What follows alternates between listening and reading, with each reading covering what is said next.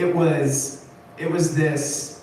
In one hand, it looked like a get-rich-quick scheme, and the other hand, it looked like a bunch of schemes and scams. And on the other hand, it felt innovative. It felt like something was happening, something was being built, and a lot of really, really, really smart people were really into it. And I'm a lover of smart people to be around.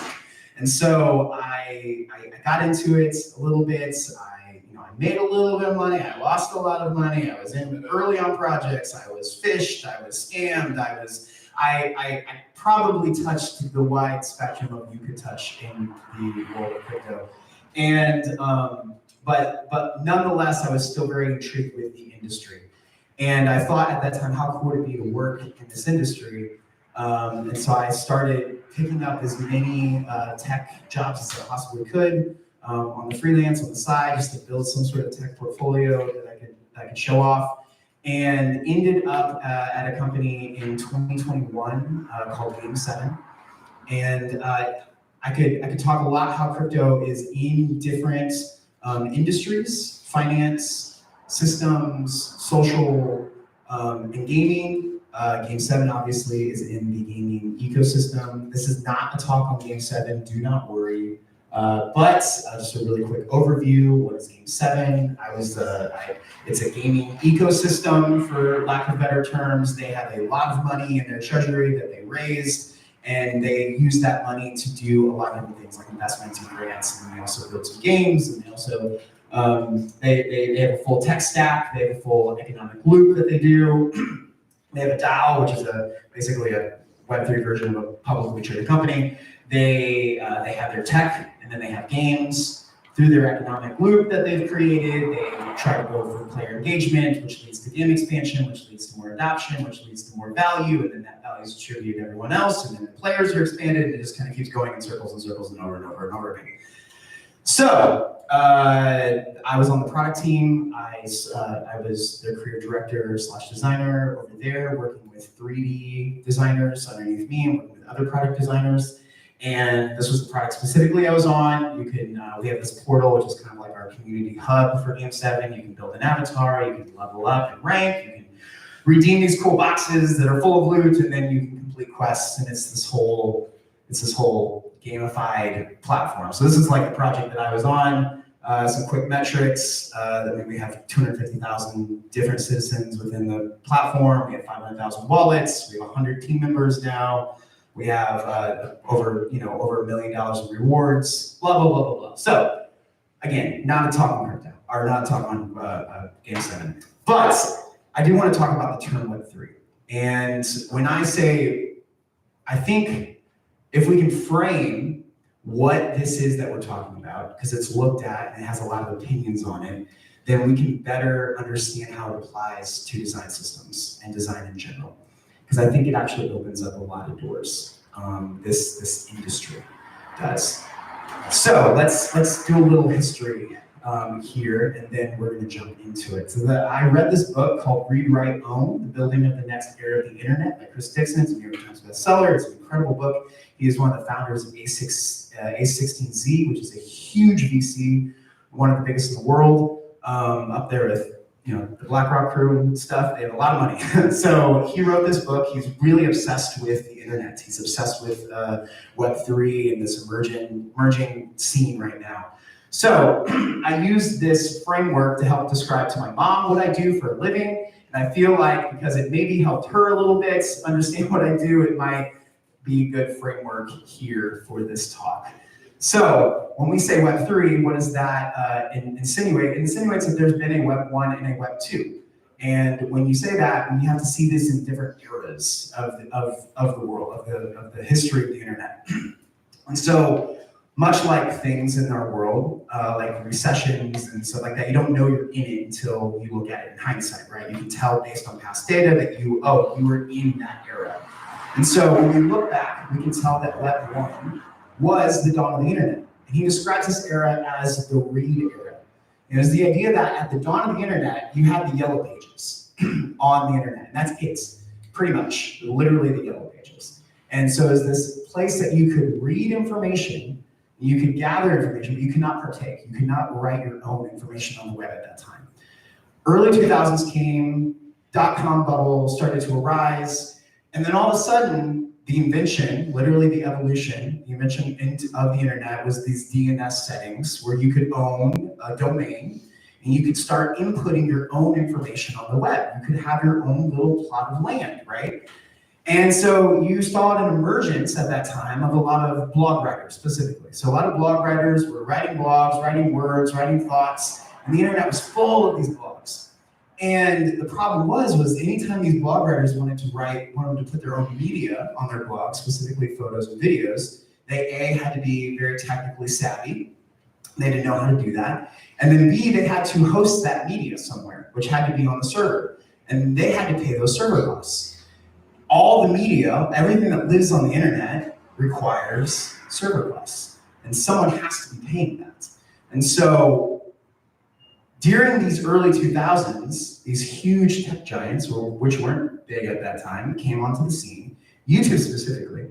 YouTube said, hey, we're going to build a platform where you, blog writer, can input your media, your videos on our platform completely for free, no cost to you, and we're going to give you a quick embed code and you can plug it onto your blog post, and that way you don't have to be technically savvy, and you don't have to pay any sort of server costs. We're going to cover all of that. They subsidized the server costs for the creator. And so when they did that, they were paying the server costs on behalf, and the idea exploded because everyone was like, great, I can now host my media. But what happens at that moment was all of a sudden the creators of that media didn't own the media anymore. And they handed it over to the companies like YouTube and Twitter and Facebook and Google. And they said, you may do with whatever you want with this media because you are paying for it now, and then you're letting us, we're leasing it back from you, basically. So obviously you can tell, and that fun fact, they were actually in debt billions of dollars for years when these companies started subsidizing these costs in order to create the moat around them, in order to get the creators attached to their platform and grow big enough to now that they can sell ads and monetize and do whatever they want to do with it. And so when we say Web3, there was this moment in 2011 where Bitcoin emerged and created this idea of a blockchain. And Bitcoin then eventually led to the invention of Ethereum, which what Ethereum brought, which is just another, the second largest kind of coin that came in after Bitcoin. And what Ethereum brought was this idea of tokenization. It's not a coin per se, it's literally a protocol that was built. It was very, very innovative for its time. Like it was this idea that, and I want to try to maybe frame this as, when we say Web3, when we talk about tokenization, we don't mean that this is this weird limb, this weird extension of the internet, this like, that just is happening over here and might eventually die out and might eventually go away. It's literally this evolution. It is another era, it's another level built on the internet, the same way DNS settings were invented back in the early 2000s. And so when you tokenize things, you are now able to own that thing, that piece of media, that business, that brand, that those words, whatever it may be, you will now have sole ownership of it because it's connected to a wallet address, and that wallet address is paying the server costs. Web3 calls them gas costs, but that's in essence what they are, they're server costs. And so when you pay those costs, then now you own it.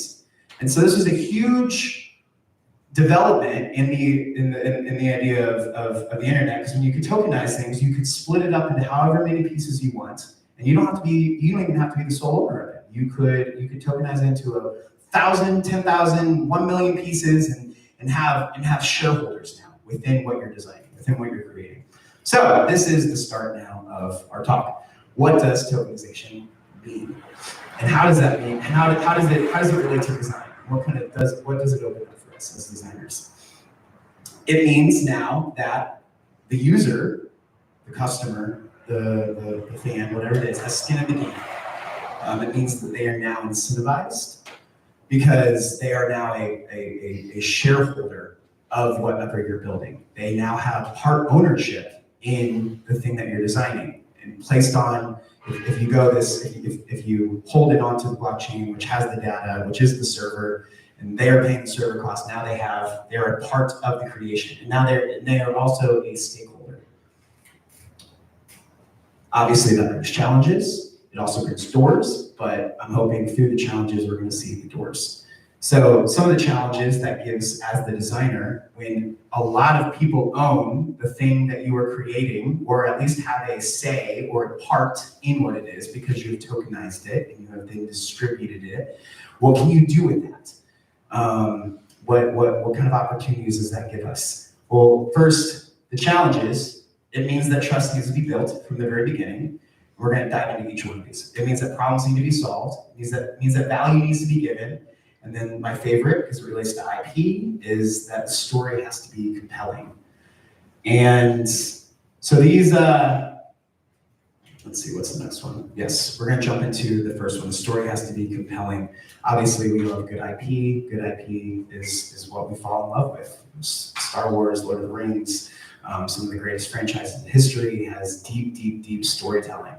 And it is what we fall in love with when we experience these stories. So when you are designing something and you have this in mind, this challenge of creating a good story, a compelling story, it means you rise above the noise, because that's the unfortunate thing of the world that we live in the internet, the Web 2, is that there's just a lot of noise. There's a lot of, and as I've been in the agency life for many years, and sometimes it feels like, as a designer, that we're just adding to it. And obviously none of us want to add to the noise, but sometimes it feels that way. And so a good story breaks through the noise. A good story means that you create fans, not customers. And a good story means that you earn the permission to monetize them, which is a really interesting thing. So we're gonna pause this part of the flow. I'm gonna quickly talk about this, because this is really interesting.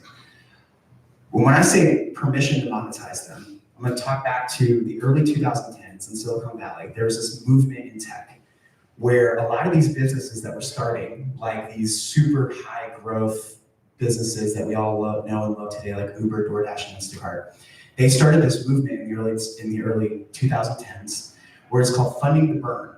And the idea was that they were going to raise as much money as possible during their raises in order to subsidize all of the experience for their customers, give a very, very, very cheap product that has zero friction, and then in order to create the moat around them, in order to then eventually make money in the long term. So these businesses like Uber, DoorDash, and Instacart, it was literally cheaper. When they came out, it was like a no-brainer. Why would I go to the store when I can get my groceries for the exact same price or cheaper? Why would I take a taxi when Uber is cheaper? Why would I go to a hotel when Airbnb is cheaper? Obviously, that's not the case anymore, because they're the same price now, if not more. But they were able to do that because for years they created this world where it was a no-brainer. They created their moat. It sounds very familiar, right? It sounds like Web 2. It sounds like what YouTube and Google. It's the same playbook.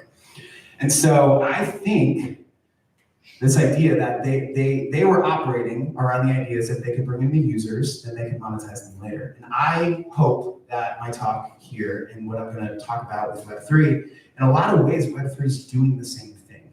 But the difference is, because nothing's new under the sun, the difference is I do believe Web3 is doing it in a more ethical and beautiful way.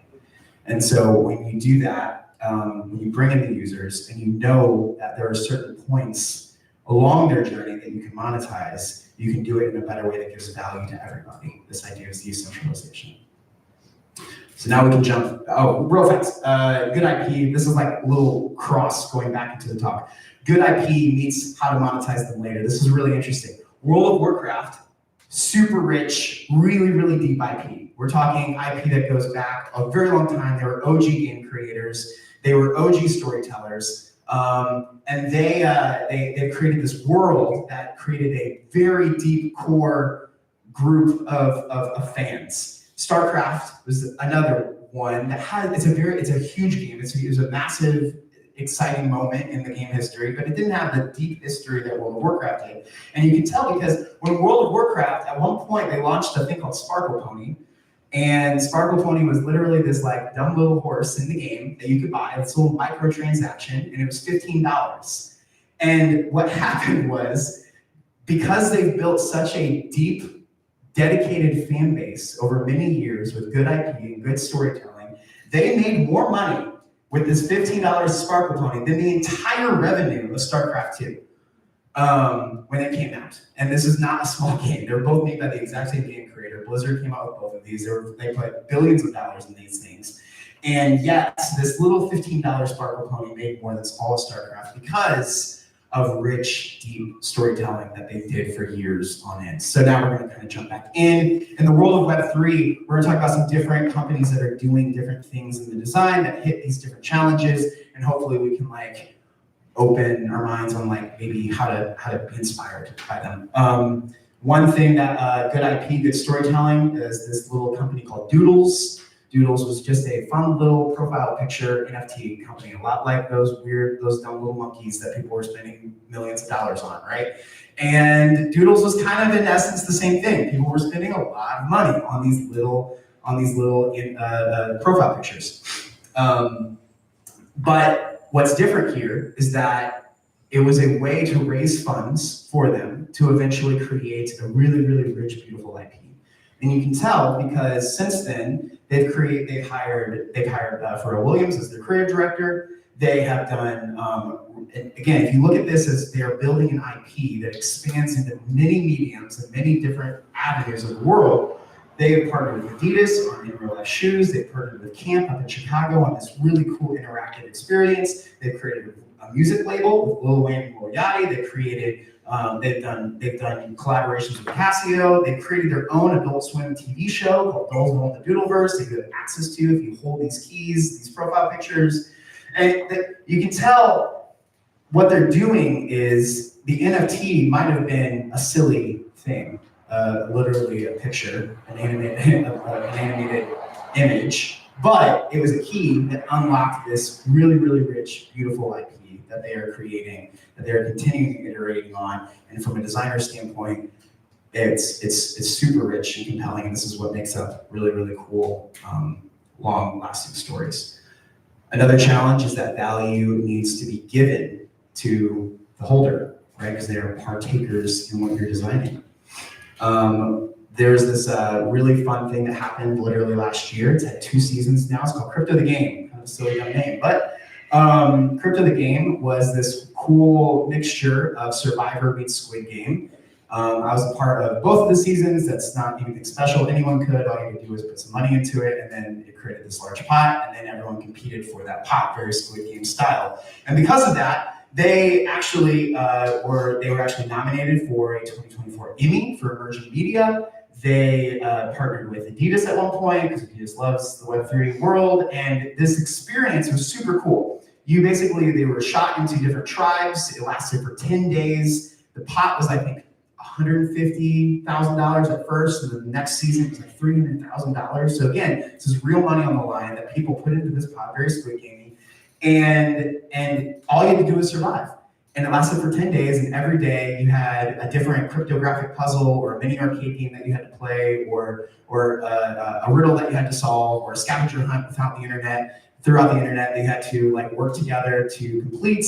And you were broken out into tribes, and then obviously the winners of the tribes didn't have to vote anyone out, but the loser tribes had to vote out a lot of people. And so all of a sudden now you saw social dynamics at play within a very not TV show, not casted, not scripted. These were normal people. People on my tribe had millions of followers on Twitter. I was playing right alongside of them, and all of a sudden now social identity meant nothing anymore, because it was all about could you create trust within your little tribe. It was just, and then how to backstab people, but also gain the respect, very Survivor-esque. It was incredible. It was the amount of social dynamics that happened within those 10 days, both of those times, is truly a masterclass.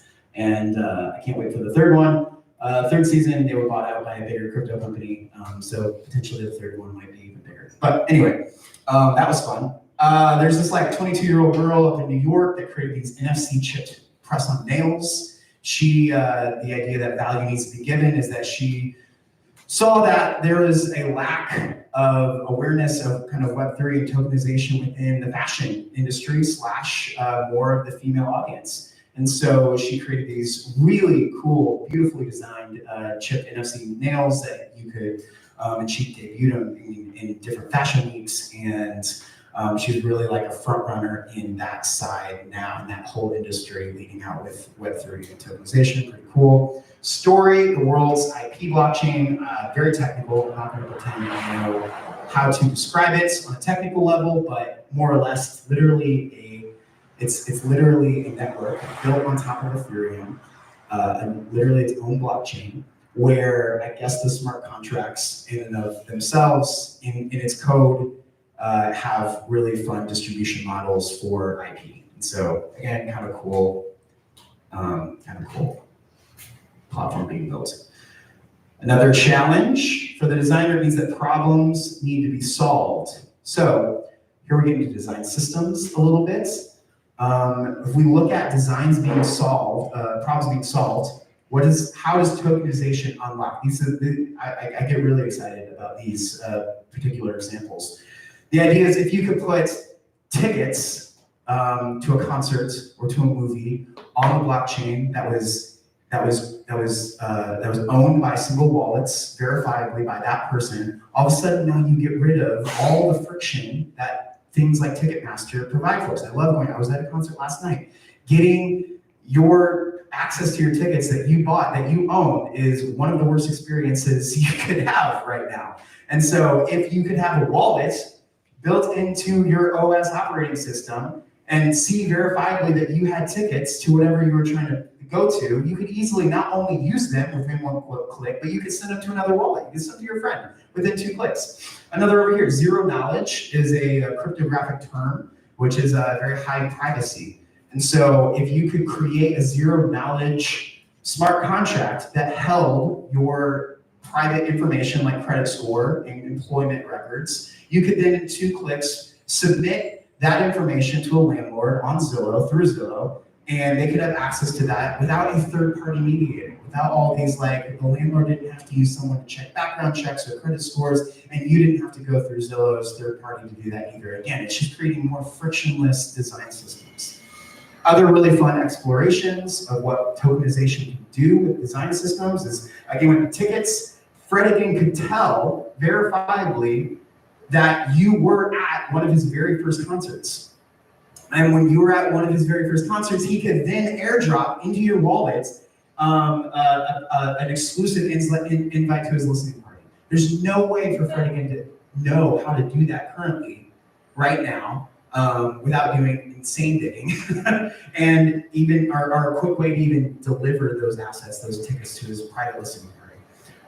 If subscriptions were on the blockchain tokenized, you could technically lend them to your mom for an hour. You could put a time frame on it, because again, it's all smart contract bound.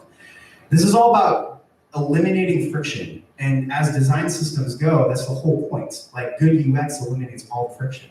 And so that's what tokenization kind of unlocks. Web3 social is a weird thing. A lot of people are like, how to take over Twitter or Instagram or Facebook. I don't think that's the point. The point is, if through Web3 social understanding, you can technically input social within all of the internet. That's all connected to the same verifiable blockchain social accounts. So technically, you could drop in social reviews within big accounts like Amazon. You could see your friends' reviews on the product right there within the app without and connected to everything. This one's really niche and really cool, but it's really interesting. Lemonade Insurance. The idea is this is a little bit financial driven, but they're in Web3, you can stake literal money into pools, and then that pool grows. Same way like traditional finance has, Roth IRAs and different security accounts. And so technically, you could create a liquid pool of money privately as insurance for your neighbor who just bought a new car. And this unlocks this ability through, if you create private pools of money, you could then offer it to your neighbor, literally by saying, notice you had a new car in the driveway, so I staked some money for a new policy for you. And then you could then not pay a large insurance firm for that new car, but you could literally create an insurance firm or create an insurance policy privately through your neighbor or through your family member or through your best friend, and for the very things that you own. Again, this idea of decentralizing the power as much as possible. And you can see that through finance, through socials, through different things. If you put citizenship on the chain, verifiable ownership, you can technically rent out your citizenship for months. That would be a wild platform to be like, I want to go rent citizenship to buy it for a couple months. You can list whatever price you want it. Technically, I know we give a lot of NFTs a lot of flack. But what I think is really interesting here is that NFTs, because you purchase them with real money, it shows a customer base that is loyal fans that are dedicated to your brand. And when you do that, it's all public ledger knowledge. Other companies can now see that, right? They can see the customer base of their competitors. And so this is a really cool concept of Nike could technically see the exact wallets that hold all of the Adidas NFTs. The verifiable fans of Adidas, because they put money where their mouth is and they bought these NFTs for Adidas, and then they could vampire attack them. They could literally say, hey, if you want this new Nike shoe, go ahead and burn your NFT, get rid of it completely, strike your allegiance to Adidas, and we'll give you a really tasty discount. That's a really, really fun way to do a vampire attack on your competitors and gain instant access to loyal fans and actually destroy loyal fans on your competitor's side. Again, the idea is that we're just trying to eliminate friction, eliminate third parties, and decentralize the power as much as possible. And I think that tokenization actually does that. And it's going to keep getting iterated and built upon. Another challenge is that trust needs to be built. There's some really cool platforms right now that are happening in the space. This was a podcast, very Call Me Daddy vibes.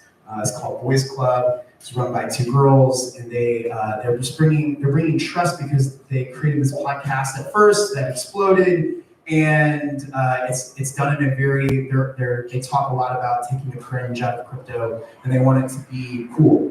they literally want it to be more relevant, and so the idea is that they are they're bringing in guests and retreats and full conferences, and they've grown to be more of a lifestyle brand, showcasing some of the cool brands that are not just the cringy side of crypto, more of the cooler side. Another podcast I started that's a little bit more nerdy, but huge nonetheless. It's the largest crypto podcast in the world right now, called Bankless. It's run by these two guys. And the idea is that they are just bringing trust into the system by exploring the frontier of what's happening in Web3. And since the podcast, they've now expanded their brand to be an investment firm. They have millions of dollars that they're pouring into new startups. They created a DAO, which is, again, just as a publicly traded company version of Web3. So they are doing a ton in the industry from a business standpoint because they are bringing trust into the system. I could do an entire probably talk on all the fun things Coinbase is doing, but Coinbase truly is doing incredible things for the industry as far as creative goes and advocating on a regulatory front, because that is a weird part of this industry, is that regulatory wise, it's not really looked upon very highly. And so Coinbase is doing an incredible job at advocating, working directly with individuals in the White House, individuals on a political standpoint, and teaching them, bringing more awareness, working with them, giving good framework, giving good regulatory systems in place for just crypto in general. And at the same time, they're doing beautiful design work. They're working with really cool production companies about how to update the systems, whether that be the DMV or the post office or whatever that may be. They're all about how can tokenization help those systems. How can it help financial freedom? And they're just doing a lot of really cool, beautiful design. How am I doing on time? great. Okay, cool. I do want to hit one last thing really quickly, talk kind of about gamification.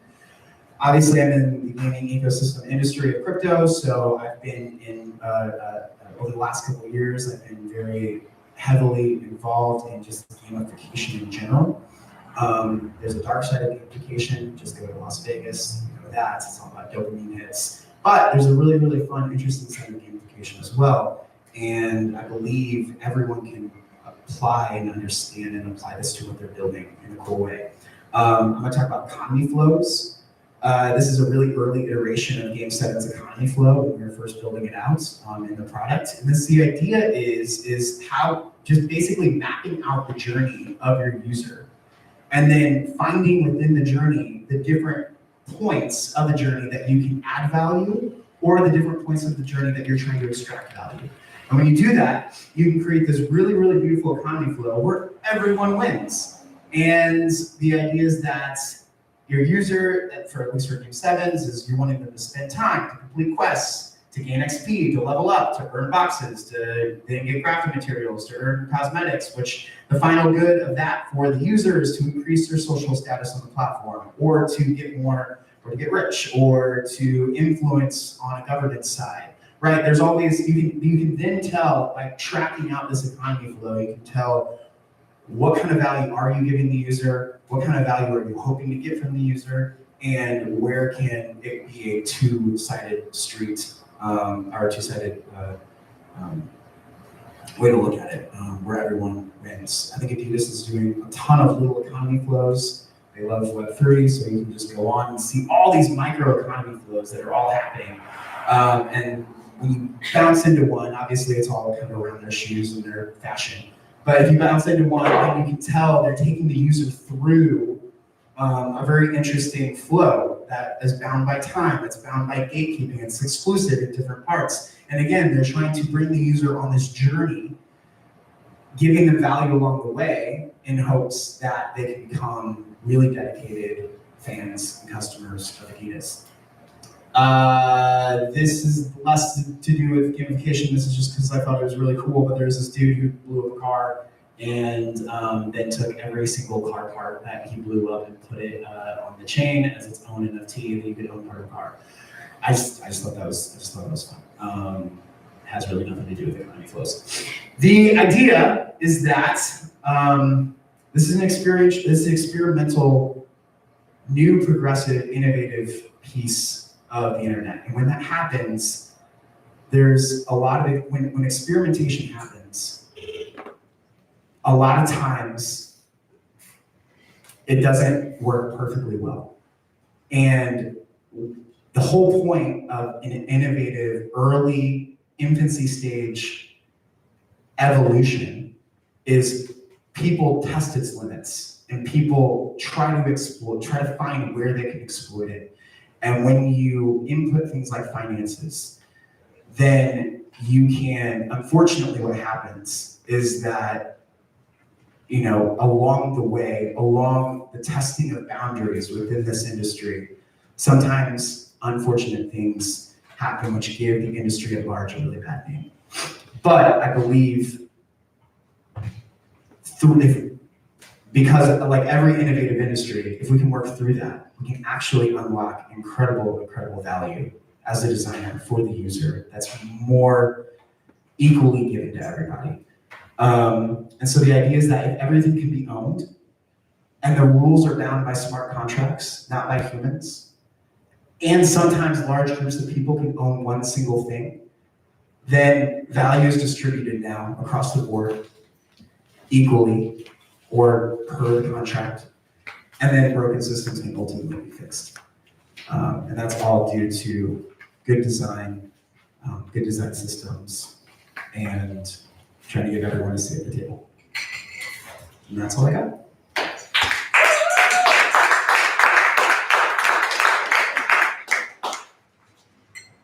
Do you want to do, is this a Q&A session? Yeah. Does people have Q&As? Do you have questions? We could try one today. Thank you for this. You really changed my view of crypto, so thanks very much. It was really interesting. Question I have is, how do you know if you are in a Web3 IP versus it just being like a world building sort of brand that you encountered? Do you do they get special efforts for you to get inside of one of these, or would you just find yourself in one? I think every story and brand that's being created can use pieces of Web3 to enhance different aspects of it. I don't think any brand is completely Web3. Game7 is very much not completely Web3. We use a lot of Web2 server systems. We still use AWS. We still use like different protocols within the whole company that are not fully on chain. And I think that it's close, if not near impossible, for a product or company to be fully on chain right now. I think eventually maybe there could be also a world where the chain is so frictionless and so easy to create that you can be completely Web3ified, per se. But I do believe that every business can use different aspects of what Web3 can offer, the tokenization, to just unlock different parts of their storytelling, of their world. So, for example, if you're building a world if you're trying to create that IP and building a world and you want to more or less reward your customer base in a very unique, specific way, you could literally, there's ways where they don't even have to sign up for a wallet. You could just use their email address, create back system wallets that they have no idea that work, because a lot of people don't technically care or know about how to create wallets and how to create, jump onto the decentralized Web3 world. Nor should they. Like I think a lot of the Web3 power can just be very behind the scenes, and so there are companies that are creating really cool, easy ways that you can just give access or just give value back to your customers, and they don't even have to know it's Web3 or care if it's Web3. But you could then build in beautiful stories of, no, this value that we're giving back to you, you own it now. Or you have fully access to influence how this campaign is run or this company is run. I know it's super vague. Not very I understand. So it's just kind of coming up through the things that we're already using and exploring. It's not Yeah. to go to a separate place to enter the Correct. world of. Yeah, absolutely. Bill. Bill in the back. Yeah. I really appreciated the way that you framed Web 1, 2, and 3. That was really helpful for me in context. And I was curious if you felt like you understood if or what the shape of Web 4 is.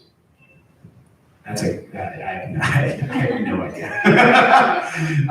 Jack Dorsey is really in on Bitcoin. He actually hates Ethereum, which is really interesting. He's more of the purist, right? We all know Jack Dorsey, he's the purist. And he described his Bitcoin protocol a few years ago as Web 5, making fun of the idea that there's even a Web 3. He's like, well, if you're going to be Web 3, we're going to be Web 5. So yeah, I think just like the fact that you can't tell what era you're in now until it's hindsight. Yeah, I have no idea.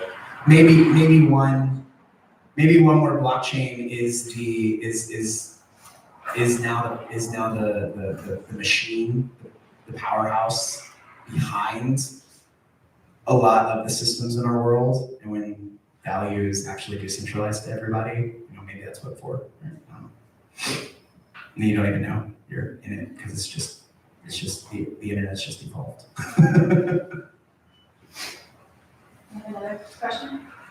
I've heard Web3 described as the post-governmental system. How do you feel about that? So when I first got into crypto in 2017, obviously a lot of the system type language, part of me was obviously very attracted to that. So I was like, these are broken systems. Let's rebel. Let's break it all. I do think it's a very limiting broken way to view crypto as the only way for it to survive is if our financial industry collapses. And I don't think that's a healthy way to view it either. I think it's not meant to replace it's not meant to replace our systems. It's meant to enhance it and make it better and more decentralized for everybody. So, yeah, I don't think it's necessarily in odds or opposition of our government or our systems in place. I think it could just be an incredible value add for the back end power behind it all. More questions? I like the idea. I like the idea of how it's problem solving. I was wondering if you're aware, are there people working on big world problems like climate change, things like that, using Web3? Climate change is actually a really fun problem that is being explored right now. There is multiple projects tackling carbon, and the idea, this is where my ignorance plays in. I'm not going to pretend to know anything about how carbon credits are talked about or like actually work.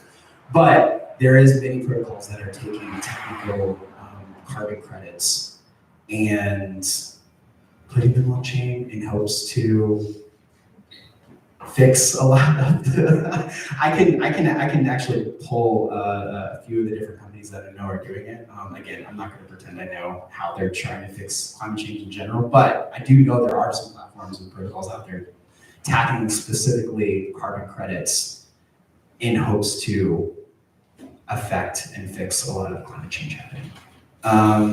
So that's specifically. But I would say, in order for us to actually fix a lot of the systems that we do operate every day in, like the DMV and a lot of the healthcare and a lot of the even higher education, a lot of the systems that we're in that we see that are broken that upset us. I think the first step, and this is why I still believe Web3 in general is in its infancy, is that you need to have an open regulatory process that allows for that innovation to happen. And so I think from a regulation standpoint, we have to have officials that are open and give clear frameworks on how to innovate and make this industry affect and help a lot of systems. So what Coinbase is doing in government to create better frameworks and actually, because right now the frameworks are great. Right now, a lot of companies aren't able to work in or create their company in America because there's no framework on telling them what they can or can't do. And so because it's so gray, anything that they do is deemed illegal, and then they're scrutinized by the SEC. And so because of that, all of those companies are going offshore. Like my Game7 is not stationed in America. The founders in Greece, and another founders in Israel, and another founders in Puerto Rico. So it's very all over the place. But I think technically it's stationed out of British Virgin Islands. But that wouldn't be the case if America actually had decent framework and regulation and understanding on. It's like, no, we want to see this innovation happen. We just want to protect people in the process. And it's just not an open dialogue or conversation right now in America. And so I do believe people like Coinbase are really trying their best to fix that. Any other questions? So buy my NFT for all the money. I'm just kidding. This is where I show you my project. Thank you, Jordan. Absolutely. Appreciate you. Thank you.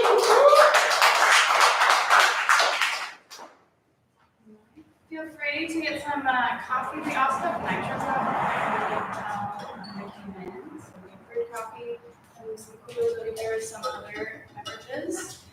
We have another program in here at Tim's. You're welcome to hang, chill, whatever you'd like to do. Good. Thank you.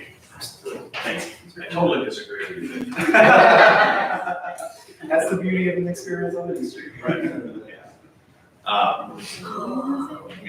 way that we're gonna attack this, that we're not countries. Question for it. Yeah. Other countries, we'll go down to these small countries, self-employed, They will, transfer goes to the wealthy people, so we create great disparities in companies. To get off the hook. Right.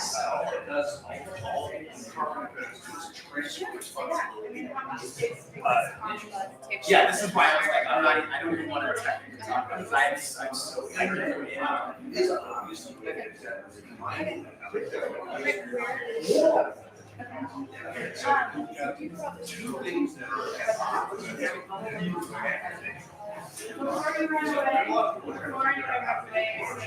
So fun fact. We have, Freedom actually is not.